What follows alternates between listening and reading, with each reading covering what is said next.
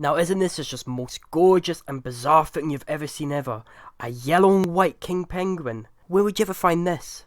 Now these amazing photos were taken by a photographer called Eve Adams. He managed to find this beautiful penguin on one of the beaches in South Georgia. Now this gorgeous penguin has something called leucism. But what actually is leucism, and is that the same as albino?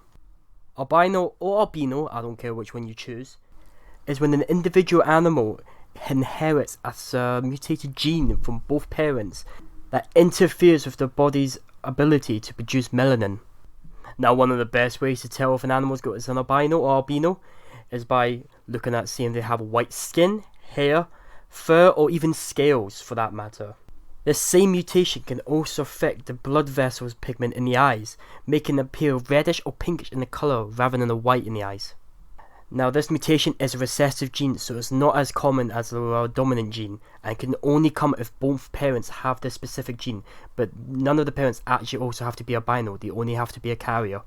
Animals that are albino that live in the wild have it so much harder than any other animal, because for one, obviously they camouflage, who can hide with that nice bright white skin.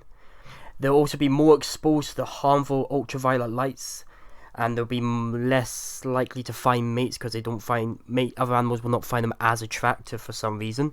If an albino animal as well lives in a group, they might get excluded just because they look different. Animals in the group might not like them for that. Now a lot of people think animals with white coats or white skin, they think they're albino when actually they just have leucism. Leucism results in the reduction of all types of pigments, not just melanin.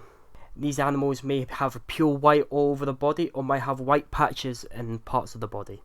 Now the leucistic gene is inherited just like albino from the parents, but this gene can skip a generation in case of recessive genes and can go into the next generation completely. So such as this king penguin, this is a leucistic penguin that has all white and pale coloration in them.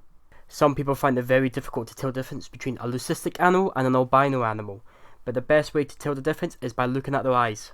As discussed, albino animals have nice reddish pinkish eyes, while leucistic animals, they usually just have a darker, blacker eye colour.